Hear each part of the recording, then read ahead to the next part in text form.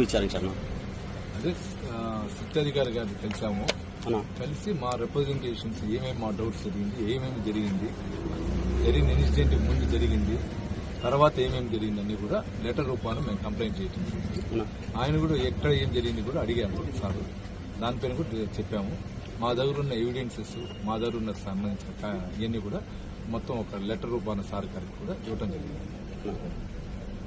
అన్నా మిమ్మల్ని అది సుత్తితో కొట్టారు అని వాళ్ళు కొట్టలేదని చెప్పారు. అంటే వీళ్ళకు అదే మెమరం ఇచ్చారంట. దాని మీద ఏమంటారు?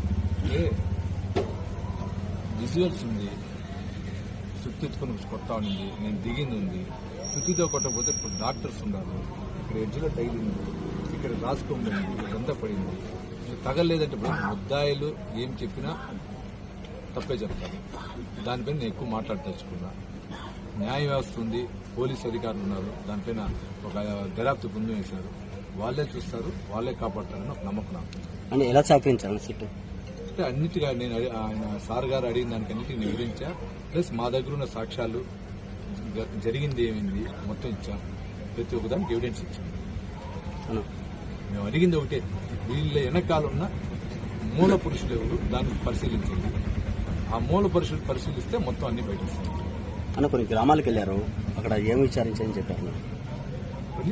కొన్ని గ్రామాలకు వెళ్ళారు నా ఈరోజు. నేను అడగలేదు, డిస్కషన్ మా గురించి అడిగారు, నేను చెప్పాను. దీనికి ఎవరు బ్యాక్ ఉన్నారు దానిపైన విచారించండి అని చెప్పి రిక్వెస్ట్ చేశాను. అని తిరుమల నగర్కి సంబంధించి తిరుమలలో బాలాజీ కాలనీకి సంబంధించి కొంతమంది అరెస్ట్ చేశారు, ముగ్గురిని, అంటే సంబంధం లేని కేసులో అనేసి వాళ్ళు. అది కూడా చెప్పాను సార్. అనామకులు కొందరు అరెస్ట్ చేశారంట అలిపిరి పోలీస్ స్టేషన్ లో. వాళ్ళకి సంబంధం లేదంట, ఒక నలుగురేమో. దాన్ని కూడా పరిశీలించండి అని చెప్పి చెప్పాను. దానికి సంబంధించిన అన్ని కూడా ఎందుకు ఎంటర్ చేయలేదు అనేది కూడా వాటితో మాట్లాడుతున్నాను.